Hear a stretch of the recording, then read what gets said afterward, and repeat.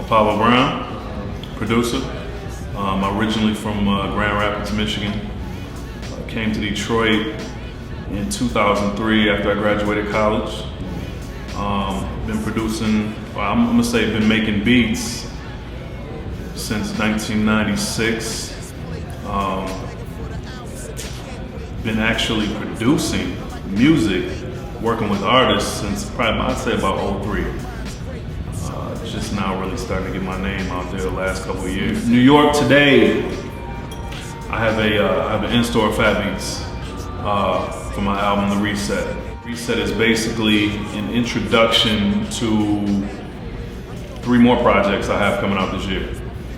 But The Reset is like it's a combination of things. It's kind of like an old school compilation, but not really a compilation. But it's that style. There's reworks, remixes, new material. It's just a combination of things on the album.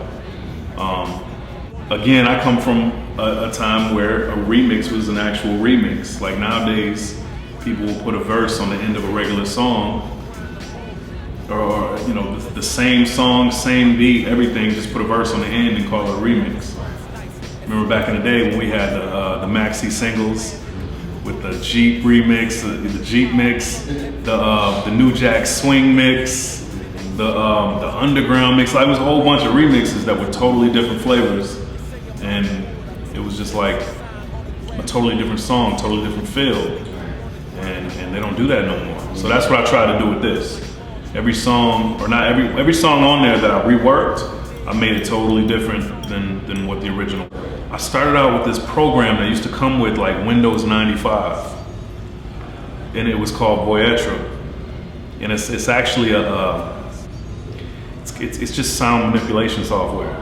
You know, you use it to just, you're not really supposed to use it to cut anything, or it's just, I mean, you can, but it's just like people, you put certain sounds or songs or anything in there, and you kind of pitch them, or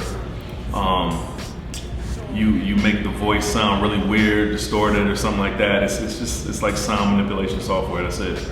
But I started like placing drums on it and playing around with it, and started making beats on it. And I was saving them on floppy disks, and I can only save like 6 seconds at a time.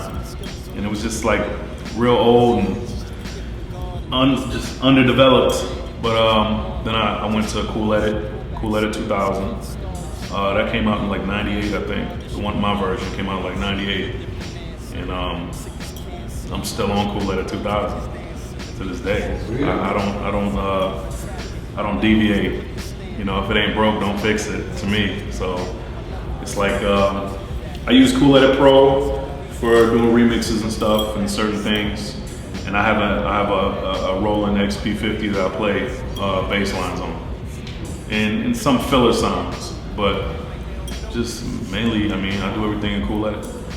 Now I usually start with my hi-hats, get a metronome going, you know, and it's a lot of cut and paste. I use 2000 with no multi-track, so I don't have any multi-tracks going. I use windows, like I have a bunch of windows open. Like I have like 30 windows open, and I'm going from window to window to window, but I have them in an order to where I know where everything's at, so I can just go straight to it, you know.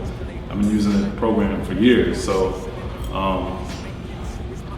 the way I program my drums, you know, like I said, I usually do my hi-hats first, and I have my hi-hats in a separate window as my snares, and a separate window as my kicks, and I'll put it all together in one window and see how it's sounding. Take the hi-hats out. I haven't been using a lot of hi-hats lately. I don't know, for some reason, I like beats right now with no hi-hats in it, but no, it's not hard to program drums in there, man. A lot of people watch me make a beat, and they wonder what the hell I'm doing and how did I do that. But I do the same thing when I'm watching somebody on MP though.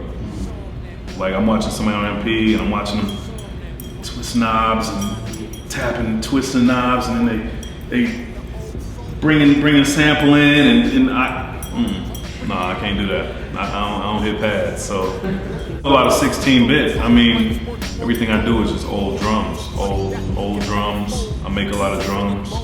I layer a lot of drums. I use a lot of static. I keep static. I mean, it has to be.